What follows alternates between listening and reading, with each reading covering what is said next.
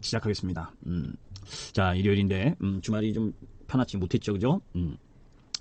자, 제가 이제, 계속 좀 몸이 안 좋아가지고, 오늘도 방송을 할까 말까 했는데, 걱정을 할 것 같아서, 다른 이야기들은 간단하게 하고, 금요일날 오후에 나온 공시 내용 위주로, 설명을 드리고, 마감을 하도록 하는 걸로 하겠습니다.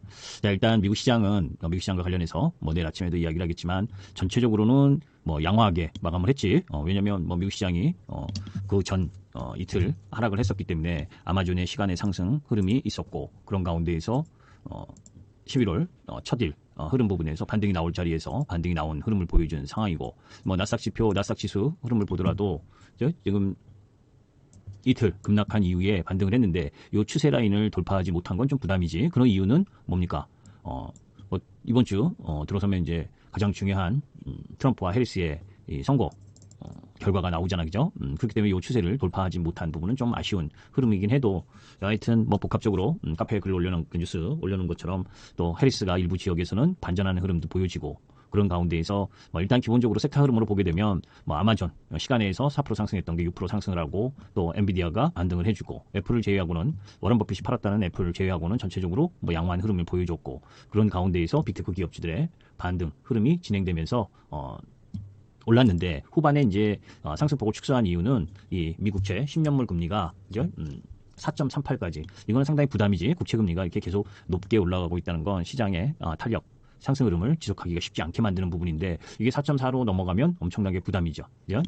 자, 이제 여하튼 간에 그런 흐름들 속에서 미국 시장은 지금 몇 가지 큰 굵직한 뉴스를 보게 되면, 이란 최고 지도자가 이스라엘에 대해서 공격하겠다, 이런 뉴스가 일정 정도 있었고, 이란, 이제 처음에는 이스라엘에 대한 보복 공격에 대해서 크게 반응 안 하다가, 이제 이란도 그죠? 강경파가 있고 또 보수파가 있을 거 아니에요, 그죠? 하이론제가 있고 강경파가 있는데, 강경파 쪽에서 힘을 좀 얻으면서 이란 지역에서 대응을 한다기보다 이라크에 놓여져 있는 이 이란 우호 세력을 통해서 이스라엘을 공격하겠다, 이런 이야기가 있는데, 그게 현실적으로 될지 안 될지는 모르겠지만, 여튼 요것 때문에 장중에 유가가 좀 반등한 부분, 그 정도고, 미국에서 경제지표 부분에 있어서는 경제지표 쪽으로는 고용, 비농업 부분 고용 부분이 증가가 12,000명인가 증가, 그죠? 엄청나게 줄어들었지. 그게 이제 이미 이제 허리케인 영향 이것 때문에 줄어들 것이다라고는 봤는데, 10만 개도 아니고 12,000개 늘어나는데 그쳤다. 엄청나게 고용이 줄어들었어. 그런데도 미국 시장은 상승 흐름을 보여줬고, 그건 이제 이미 이 허리케인이나 또 보잉의 파업 사태 이것 때문에 안 좋을 것이라는 걸 이미 알고 있었던 10월 고용 보고서와 관련된 내용이었기 때문에 그 영향 자체가 크지 않았다라고 보시면 돼. 이제 그런 가운데에서 해리스하고 트럼프하고의 지지율 부분으로 보게 되면, 또 해리스가 아이오와주를 깜짝 역전을 했고, 그런 가운데에서 경합주 7곳 중에 3곳을 앞서간다, 이런 얘기. 근데 발표되는 내용들로 보면, 한쪽은 트럼프 쪽이 이긴다, 한쪽은 해리스가 이긴다, 이건 지금 우리가 알 수 있는 부분이 사실 아니야. 그리고 결과도 선거 끝나고 바로 나올 부분이 아닌 흐름으로 지금 가고, 그죠? 지금 미국에서 사전투표가 30%가 넘게 사전투표를 했다고 그러는데, 각 주별로 개표하는데 시간이 상당히 소요가 되고 한 부분, 이런 부분들을 고려하면 전체적으로는 그 결과가 언제 확정이 될지는 모르겠지만, 하여튼 양 후보 간에 상당히 비슷한 흐름 부분, 서로 우열을 가리기 힘든 흐름으로 지금 진행되고 있다는 건 분명한 거고, 그런 부분들 속에서 트럼프 미디어 같은 경우에는 이틀 동안 급락을 하고 있고, 그죠? 그러니까 이제 그 트럼프가 될 가능성으로 미리 올라왔었던 쪽은 급락을 하고 있고, 반대로 트럼프가 될 것 때문에 미리 하락했었던 쪽은 좀 반등하고 있는 그런 흐름인데, 이게 어떤 식으로 결론이 날지는 저도 솔직히 모르겠고, 그죠? 기본적으로는 그런 부담감이 이번 주 결과에 대한 결과 이후의 흐름 부분이 상당히 어느 쪽으로 갈지 알기 쉽지 않다라고 보시면 되겠어요. 자, 이제 그런 가운데에서 이제 정상적으로 바라보는 시장 흐름으로 보게 되면, 11월은 미국 대선이 없으면 다른 달, 그죠? 9월, 10월보다는 12월이 더 나은 모습을 보여줬었던 것이다라고 하는 부분은 지난번에도 이야기했었던 부분이고, 그런 가운데에서 이제 11월 5일 미국 대선 이후 투표 이후에 가장 중요한 부분은 미국 FOMC 금리 결정이지. 우리 시장으로 11월 7일 날 발표되는 부분에 있어서의 미국 FOMC 결정. 그 다음 일반적으로 나오고 있는 수출 지표나 내구재 서비스 지표인데, 그건 당 부분에 바라봐야 될 부분이고, 거기에 이제 기업들의 실적 발표가, 엄청난 기업들이 이제 이번 주 주간에 실적이 발표가 되는데, 그죠? 이게 날짜별로 11월 5일에는 뭡니까? 이 실리콘투도 실적 발표를 하고 VT는 11월 14일 효성중공업은 이미 실적이 발표가 된 상황이고 그죠? 거기는 일자별로 기업들의 실적 발표가 나오고 거기에 이제 코리아 밸류업과 관련된 ETF나 ETN이 13종이 상장이 되는 흐름 그리고 미국 말도 안 하는 미국 대통령의 이제 선거가 11월 5일 그죠? 거기에 이제 아까 이야기한 FOMC의 금리 결정인데 이번 11월 5일 FOMC까지는 0.25bp 인하할 것이다라고 보는 게 시장의 컨센서스다라고 보시면 되겠어요. 그래서 전체적으로 보면 기업들의 실적 발표에 의한 흐름 부분들이 우리 시장을 좌지우지할 흐름이고 기본적으로는 시장 전반의 움직임에 있어서는 대선 전까지는 계속해서 지난주까지 이어져 왔었던 흐름 부분이 이어질 가능성이 높다. 그죠? 그건 불확실한 흐름이 계속 진행되는 그런 상황이다라고 보시면 되겠어요. 그래서 전체적인 흐름에 있어서의 미국 시장이 금요일 날 우리 시장도 이미 우리 시장은 코스닥이 금요일 날 1.9% 정도 하락하고 코스피가 0.5% 하락을 했는데 미국 시장이 금요일 날 기술주 중심의 반등이 일어나면서 상승 후반에 다소 밀리긴 했어도 전체적으로는 우리 시장이 금요일 시장을 맞아서 미리 하락을 했기 때문에 상승 출발할 가능성은 높은데 미국 시장의 선거 불확실성이 있기 때문에 상승을 이어가기는 쉽지 않겠지, 그죠? 그래서 비미국의 대선 빅 이벤트 구간을 소화하는 구간, 그죠? 그리고 아까 이야기한 고용 쇼크와 관련된 부분은 이미 시장에서 예상됐었던 부분이기 때문에 크게 우려할 사항이 아니다 이렇게 보시면 되겠어요. 자, 이제 그런 가운데 금요일 날 이제 4시에 장 마감한 이후에 사실 이 공시 가 나왔어. 그죠? 그래서 VT가 시간에 5.5%까지 떨어졌더라고. 근데 저는 그렇게 하락할 공시 내용이라고 보진 않아. 근데 요게 이제 가장 금요일날 제가 메시지를 이 내용을 보내드렸기 때문에 시간에 주가를 봤을 거고 시간에 주가를 봤으면 주말에 기분이 좀 나빴을 거고 저도 마찬가지고 그죠? 자, 이제 여기서 하나만 이제 여러 가지 보는 여러 가지 내용 중에 이제 VT의 그 태생을 한번 보면 VT는 지금 이제 화장품의 니들샷으로 잘 알려지면서 K뷰티의 이 브랜드에서 선두주자로 지금 이름을 날리고 있지만 사실 한 10년 전만 해도 거들떠도 보지도 않던 주식이에요. 저는 오늘날 이 VT 화장품 산업의 대장주가 되기 이전에 그 전에는 이 VT GMP라는 회사였었다고. 그죠? 1986년 조선대학교 김양평 회장이 설립한 라미네이팅 전문 회사였단 말이에요. 라미네이팅 회사라고 해서 이 코팅 기술을 전자장비와 디스플레이 쪽에 이 코팅 기술을 담당하던 부분이었고 그렇게 나아가다가 2012년 산업은행의 그 워크아웃으로 넘어갈 정도로 기업의 구조조정을 단행하는 그런 회사였어요. 그러니까 지금하고는 전혀 딴판인 회사였지. 그런 가운데에서 이제 GMP 왜 이 이야기를 하냐면 조금 이 내용을 좀 이해를 할 필요가 있어요. 그리고 나서 요 내용들을 볼 필요가 있는데. 자, 우리가 이제 그 GMP가 워크아웃도 받고 워크아웃 하는 가운데에서 그 PNK라는 그 투자자가 이 채권자들의 지분을 매수하면서 이제 오늘날의 VT로 이제 오는 근간이 됐단 말이에요. 그런데 그 PNK 2016년 10월에 PNK라는 투자자 여기서 이제 P가 그 박종갑 대표고 K가 강승곤 일가. 그죠? 지금 이제 정철 대표와 요거를 같이 보면 돼. 지금 VT의 지분 구조를 잘 보면 VT가 지금 지금 사진에 있는 사람이 VT 정철 대표 지분이 21%야. 그죠? 자, 그리고 강승곤, 조하나, 큐브엔터 요쪽이 강승곤 일가야. 그러니까 강승곤, 조하나도 이 큐브엔터도 강승곤이 갖고 있는 그 지분 9.6% 요거 딱 이렇게 계산을 딱 해보면 뭡니까? 요 정철 대표하고 비슷하죠, 지분이. 그래서 공동 대표를 하고 있는 거예요, VT에. 강동윤 그 이전에 그 2016년에 PNK라는 투자자가 그 산업은행 채권자들의 지분을 매수하면서 PNK의 그 P가 P는 지금은 중요하지 않고 그 박정갑 대표 지금은 이제 물러났으니까 그 K가 이제 강씨 일가인데 그 강씨 일가가 이제 일정 정도 지분을 가지면서 이 VT, GMP를 이제 회생을 시킨 거지, 한마디로 말하면. 그리고 나서 그 GMP를 회생시킨 다음에 2016년 11월 달에 지금의 VT 코스메틱, 이 정철이 하고 있었던 이 VT 코스메틱의 전신인 주 곤센, 이게 이제 화장품 회사야. 그 곤센을 양수했단 말이에요. 그래서 지금의 이제 VT가 된 거라고. 그러니까 한마디로 말하면 원래 처음 회사는 이 화장품 회사가 아니고 라미네이팅 회사였고, 그죠? 그 라미네이팅 회사 부분의 지분을 이 강승곤, 여기 지금 강승곤, 조하나, 이 큐브엔터의 강승권 이쪽 라인 부분이 박종갑이라는 사람하고 같이 투자를 해서 GMP를 인수를 했고, 그런 가운데에서 지금의 이제 VT 화장품 회사의 전신인 곤센이라는 회사를 또 인수하면서 그 곤센이라는 회사의 정철이 대표로 있었다고. 그러니까 진짜 화장품 쪽으로는 이렇게 보시면 되지. 이 강승권 일가는 이 재무적 투자자, 그리고 그러면서 기업의 M&A 이런 쪽에 소질이 있다라고 본다면, 정철 지금의 대표는 화장품 쪽에 특화된 인물인 거지. 그러면서 둘이 지금 정철이 21%의 지분을 갖고 있고 강승권이 5.4%. 이거 조하나가 강승권 일가니까 합치면 뭡니까? 9.86. 거기에 요 큐브엔터에서 보유하고 있는 강승권 지분 9.6이 합치면 거의 둘이 정철과 비슷비슷한 지분을 갖고 있어. 그죠? 지금 이제 그 곤센이라는 회사도 처음부터 이제 그 화장품 회사는 아니었고 여성 의류 쇼핑몰 요걸로 시작을 하면서 나름대로 업계에서 자리를 잡고 그다음 이제 화장품 쪽 이런 쪽으로 이제 발전을 하게 됐는데, 자 이제 그런 가운데에서 그 전에 있었던 박종갑 대표나, 그러니까 강승권 일가하고 박종갑 대표하고 같이 했었던 부분에서 박종갑은 내보내고, 그러면서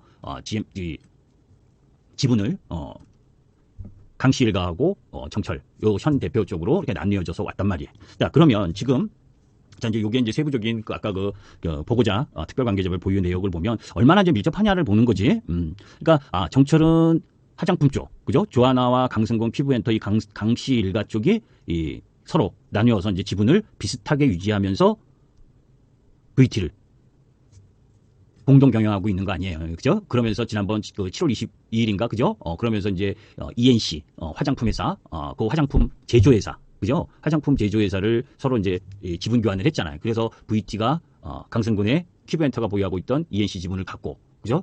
반대로 이제 이 VT에서 큐브엔터 지분을 떨구고 또 돈을 일정 정도 하면서 이제 이렇게 나름 계열을 분리하는 계열 개편을 한 거지, 그죠?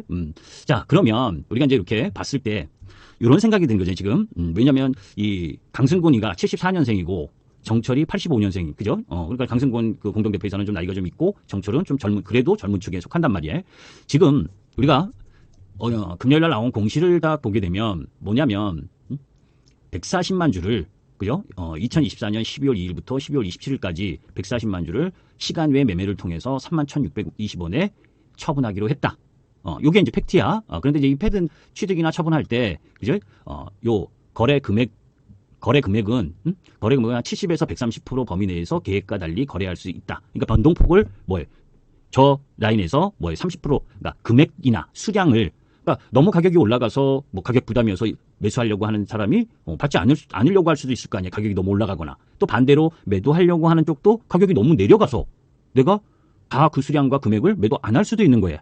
그죠? 그 범위를 30% 정도, 위아래 30% 정도를 둔다는 개념이라고. 70에서 130%라는 게. 그러니까 지금 요 31,620원의 시간에 12월 2일부터 27일까지 매도해서 140만 주를 매도해서 440억 정도를 거래한다라고 하는 요 부분에 30% 위아래 30% 범위 내에서 변동 상황이 있을 수 있다는 얘기를 하는 거라고. 자 이렇게 보면 우리가 기본적으로 대주주가 블록딜을 통해서 매도를 하게 되면 안 좋은 거야.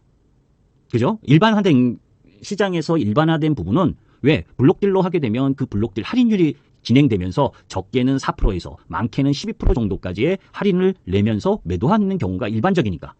그러니까 똥 밟은 거지, 한마디로 말하면. 그죠? 대주주가 지분을 많이 한꺼번에 일정 정도 넘기기 위해서 할인을 해줘서 파는 거니까. 그러면 보유자인 개인 투자가 입장에서는 진짜 안 좋은 거지. 그죠? 자, 이렇게 보면 대주주가 매도, 그 140만 주, 얘가 3,580만 주 정도의 보유 주식수가 있잖아. 3,580만 주 중에 140만 주면 약 4% 정도 되는 거죠. 4% 정도의 개인 대주주 지분을 판다는 건 안 좋은 이야기야. 이건 팩트야. 그러니까 금요일날 시간에서 막 내려온 거야. 그죠? 그런데 저는 단기적으로 안 좋지만 이건 안 좋은 게 아니다라고 판단하는 쪽이야. 그래서 금요일날 여러분들께 그 내용 결론만 올려드렸는데, 자 그러면 왜 그러느냐라고 보는 거야. 자 일단 단기적으로 대주주가 140만 주를 판다라고 하는 부분은 일단 물량이 시장에 나온다는 거잖아. 그것도 할인을 제공해서. 그런데 자 여기서 이제 봐야 될 부분 중에 하나가 요 전에, 그죠? 조금 이따 이제 나머지를 설명드리고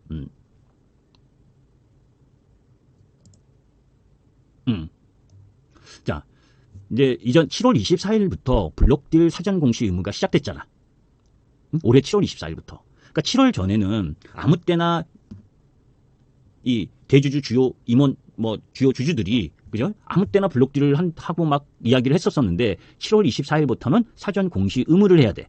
어떤 경우에 상장사 임원이나 10% 이상 보유 주요 주주가 지분 1% 이상 거래 시 30일 전에 가격 수량 기간을 공시해야 된다. 이것 때문에 한 달 전인 그죠? 11월 1일 날 공시가 나온 거야.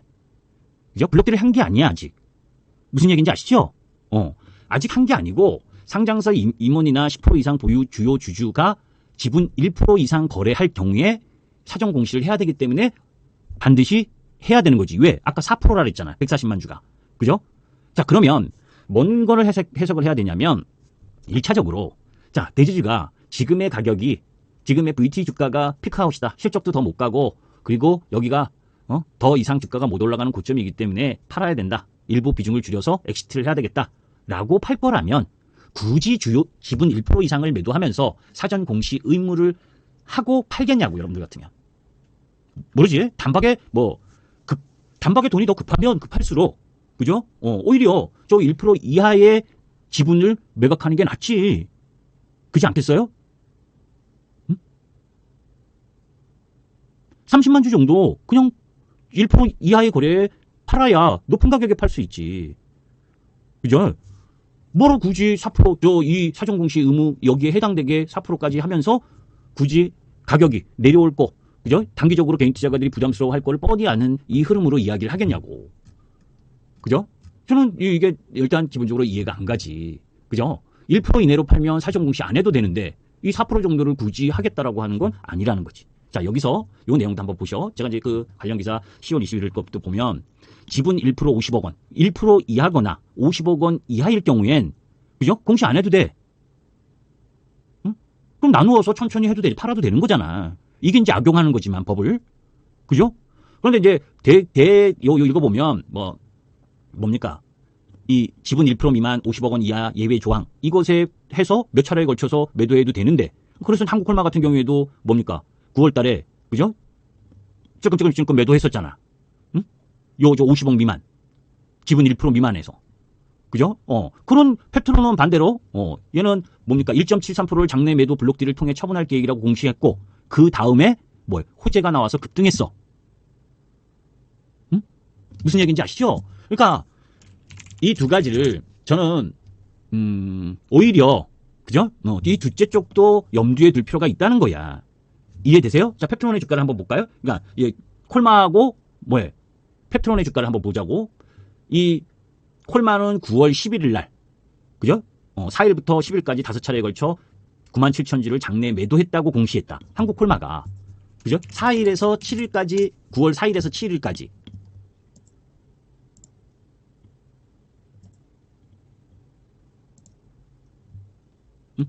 콜마의 주가가 어디였었냐? 그죠? 9월 4일에서 7일까지가 여기야. 9월 4일에서 7일. 9월 4일에서 7일. 여기네. 요 9월 4일 여기에서 7일 여기에서 팔았다라고 9월 11일 날 공시를 했다. 그죠? 요날 공시를 한 거지. 9월 11일 요날. 우리가 요때 판 거 아니에요. 요 빨간 날 이날. 그지? 요날이 아니구나. 여기서 팔았구나. 그지?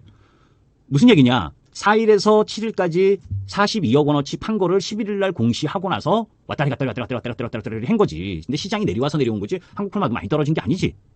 그죠? 그러니까 지분을 1% 이하이면서 50억 이하로 팔아서 공시를 한 게 여기야. 근데 1%가 넘진 않았으니까 금액은 그렇게 크진 않지. 자, 아까 펩트론. 그죠? 펩트론. 자, 뭐라 그랬어요, 펩트론이? 펩트론은 2일 최대 35만 7,500주를 장내 매도하고 블록딜을 통해 처분할 계획이다. 응? 그 2일에 그러니까 여기가 뭡니까? 9월 2일이겠지, 그죠? 9월 2일 날 저 공시가 나오고 9월 2일이면 어디야? 여기잖아. 그죠? 여기에서 나오고 나서 조금 내려왔다가 그 다음에 어떻게 했어요? 이렇게 올라갔지. 그지? 1점 몇 프로를 팔았는데도 그러니까 저는 기본적으로 이제 그다음에 이제 이거 호재성 뉴스가 나오면서 올라간 거야. 지금 이 이야기를 하는 이유는 두 가지 중에 콜마처럼 될지도, 그죠? 비실비실하다가 내려올지도, 그리고 팩트론처럼 될지도 몰라. 그런데 제 이야기를 잘 들어보시면 어느 쪽으로 갈 수 있을 건지 보는 거야. 그죠? 지금 이 이야기를 한 이유는, 그죠? 이렇게 이 사전 공시 제도, 이것을 이용하는 편법도 많다. 그리고 일반적으로 이 블록딜, 그 7월 24일 이전에 블록딜 공시와 그 7월 24일 이후에 블록딜 공시하고는 주가에서의 움직임이 다를 수 있다는 걸 염두에 둘 필요가 있다는 걸 이야기하고 싶은 거예요. 그죠? 자, 단기적으로는 대주주가 140만 주를 매도한다라는 이야기가 안 좋고, 그러면서 금요일날 시장 안 좋았잖아. 코스닥이 1.9% 빠졌잖아. 그 1.9% 빠지면서 화장품주들 다 음봉 맞고 대부분 코스닥 종목들이 박살났잖아. 그러니까 이런 대주주가 매도한다는 뉴스가 나오니까 뭡니까? 수급도 개인이 들어왔고, 그제? 그러니까 일단 매도가 매도를 불렀다라고 저는 보는 거예요. 이해되시죠? 자, 거기에서 제가 아까 이 지분 구조를 왜 이야기를 했냐면, 자, 여튼 아까 저기서 이야기를 했었던, 그죠? 회사가 이렇게 뭡니까? 그 이전에 GMP서부터 시작을 해서 워크아웃 종료되고, 그러면서 본센을 인수합병하고, 그러면서 VT로 바뀌고, 그런 와중에 7월 달에 뭡니까? ENC 화장품 만드는 회사, 이거를 강승군이하고 VT하고 나름 지분 정리를 해서 이렇게 맡길 서로 이렇게 나누는 분리를 할 정도라면, 요 강승군 일가와 정철은 나름대로 관계가 상당히 오랫동안 2016년부터니까 거의 8년 동안 계속 이 공동 대표를 통해서 이어져 오고 있었던 거지. 그제? 자, 그런데 그런 지분이 21% 거의 엇비슷하게 놓여져 있는데, 여기서 정철이 갑자기 4%의 지분을 매각하겠다? 그러면 이 강승곤 일가보다 4%가 3, 4% 줄어들게 되는 거 아니야, 지분이. 그죠? 아니, 지금 이렇게 21%고, 이게 한 20% 정도 되나? 강승곤 일가가, 그죠? 그래서 내가 지금 공동대표이지만 최대 주주인데 4%를 파는 순간 이 강승곤 친일가보다 적게 돼서 밑으로 내려가게 되잖아. 그죠? 왜? 굳이? 물론 이 이유는 있어. 그죠? 주식담보대출 해서. 근데 대부분 뭡니까? 계약 연장한 거야, 이건. 응? 그리고 요거 관계를 보면 정철이 주식담보대출 받은 거 다 또 강승곤 조하나에게 또 대여하고 하는 이런 관계들로 보면 되게 밀접한 관계란 말이에요. 그렇지 않겠어요? 그러니까 아까 전제 부분은 뭐였었냐? 강승곤, 조하나, 큐브엔터, 이 강승곤 일가의 지분하고 정철의 지분하고 비슷한데, 그래서 공동대표를 하고 있는데, 그죠? 화장품에 특화된 정철이고, 이 큐브엔터의 지분을 많이 갖고 있는 이 강승곤 일가를 통한 이 부분에서 지금 나름대로 엔터 쪽과 화장품 쪽 이렇게 분리를 하는 와중에 지금 ENC라는 화장품 제조회사를 VT로 넘기고, 나름 이렇게 잘 하고 있다가 갑자기 정철이 지분을 4%를 매도해서 개인 대주주 부분에서 공동 경영하고 있는 가운데에서 지분을 내려서, 그죠? 지휘권을 강승곤 일가 쪽으로 주는 게 이게 정상적이면 말이 안 되는 거지, 사실. 그죠? 그게 말이 되는 거라면 어떤 거냐? 원래부터가 VT나 큐브엔터나 이게 강승곤이 거구나. 그죠? 그리고 그 정철이 곤센이라는 그 아까 이야기한 2016년 화장품 회사, 그러면서 이제 이렇게 왔었기 때문에 정철에게 화장품 대표이사를 맡기고, 그죠? 총괄은 이 강승곤 일가가 하고 있고, 그죠? 그런 가운데에서 지금도 회사가 성장을 하고 있는데, 앞으로 만약에 더 성장을 하면, 그죠? 동업자는 나중에 배신하는 경우도 많잖아요. 그죠? 지금 내 캐파가 이 정도일 땐, 야, 너하고 나하고 이 정도로 먹고, 이 정도로, 이 정도 부를 쌓는 정도면 괜찮다가도, 어느 정도 만약에 회사가 더 커지는 상황이 전개가 되면 욕심이 들어차게 돼서, 공동 경영을 하다가 빠그러지는 경우가 많잖아요. 그죠? 정상적으로 봤을 때, 21%의 지분에서 정철이 4%를 판다는 거 자체가 만약에 각계 둘이 공동의 특별한 관계가 아니라면 있을 수 없는 일이야, 상식적으로. 그죠? 회사를 경영해 보신 분은 아실 거야. 내가 단 한 주라도 더 많이 갖고 공동대표라고 하더라도 일결권 있는 주식을 한 주라도 더 갖고 싶어 하는 게 크단 말이지. 그죠? 그게 대표니까 한 주라도 많은 게. 그런데 자발적으로 4%를 매각을 한다? 그러면서 내 최대 주주의 지위를 강씨 일가 쪽으로 이렇게 지분을 합치면 강씨 쪽으로 넘어가는 건데 그걸 해주겠다? 이거는 제가 조금 더 오바해서 생각을 하면 뭐냐? 정철, 너 고생했다. 응? 고생했어. 그런데 회사가 더 커지면 사람이라는 게 욕심이 생길 수가 있고 지분이 21%나 보유하고 있고 그 다음에 주가가 더 올라가고 회사가 더 커지면 지분을 인수하기도 어려워. 그죠? 가격이 더 올라가니까. 그러니까 정철의 일부 개인 주주를 엑시트하게끔 해주는 거 아니냐.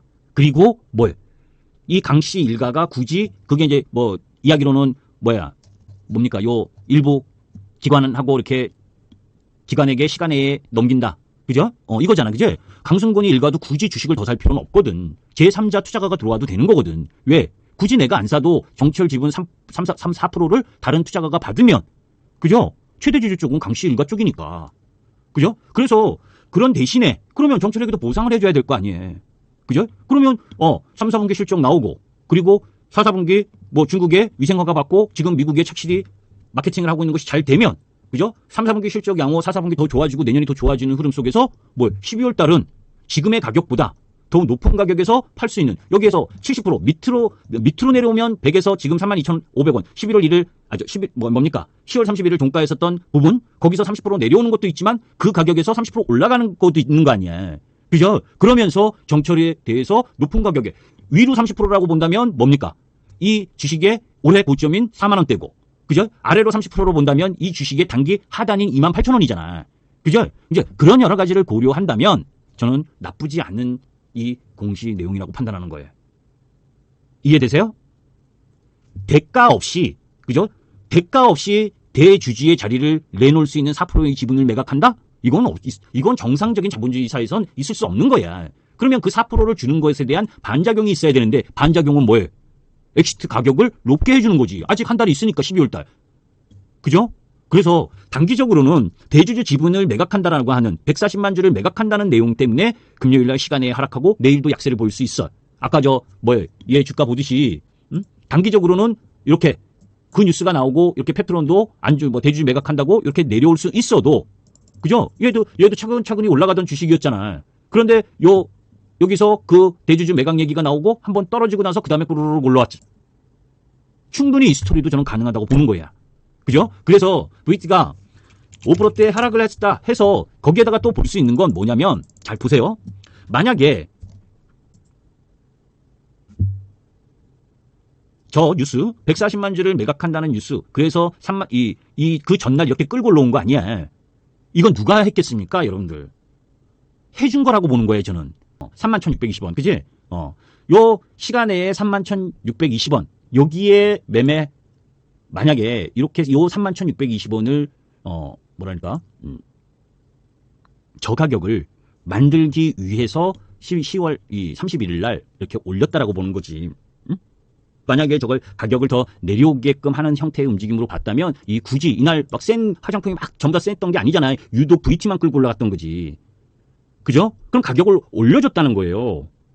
올려놔줬다는 거야. 응? 그래서 저런 가격을 만들려고 31,600원 이 부분을 그러면 이거는 일정 정도 컨트롤하는 세력은 충분히 있다는 걸 이야기를 하는 거고. 그죠? 그래서 전반적으로 보게 되면 아까 이야기한 부분이 이 정말 고가에 돈이 필요해서 팔아먹을 거였다면 50억 미만 1% 미만을 팔면서 팔 수 있었는데 굳이 4% 그것도 최대 주주의 지위를 상실하는 그 지분을 팔 이유가 있었겠는가? 그죠? 이런 부분을 생각을 해봐야 되고 이미 받아줄 쪽은 다 결정이 돼 있다. 그죠? 그러면서 단기적인 부분에 있어서는 시세가 어떻게 될지 그건 지켜봐야 내일 또 쓰면 흐름 봐야 되겠지만 31일 날 블록딜 시행갈 기준일을 맞춰서 주가를 끌어 올리고 그러면서 앞으로 3, 4분기 실적 발표하고 그리고 4, 4분기 기대감 중국 위생화가 기대감 미국 진출 미국에 대한 기대감 이런 것들이 있는 부분이라면 저는 주가가 떨어질 이유가 극히 없다는 쪽이야. 아셨죠? 그래서 내일 시간 내에서 5% 떨어졌다고 흔들리지 말고 오히려 여기 이 저점 근처는 저는 정상적인 게 그죠? 주가 펀더멘털 따라가는 건데 이 단기 수급에 만약에 31,600원에 그죠? 한 번 양보해서 31,600원에 어제 블록딜을 했다. 그렇게 해도 크게 그죠? 더 밀릴 자리가 아니란 말이야. 그죠? 우리가 평상시 보면 그 블록딜 가격 하면 그 블록딜 가격보다 조금 더 내려오긴 해도 그 가격 라인에서 움직이려고 하는 게 기본이야. 그런데 이건 블록딜 한 것도 아니고 사전 공시 부분을 가지고 이렇게까지 시간 내에서 민다? 이건 제정신 아닌 거야. 아셨죠? 그래서 그 부분을 염두에 두고 제가 지금 몸이 안 좋아가지고 여러분께 또 설명을 자세히 잘 드려야 되는데, 그죠? 되게 대강 설명 드렸는데, 여튼 기본적으로 높게 팔아서 피해갈 수 있는데 굳이 가격 이거 공시에서 주가 내려가서 거기다가 팔려고 4% 팔려고 했다라고 보지 않는다고. 이해되시죠? 그래서 내일은 그죠? 오히려 3만 원 초반 시간에 가격이 온다면 그때는 더 사야 되는 게 맞다라고 봐.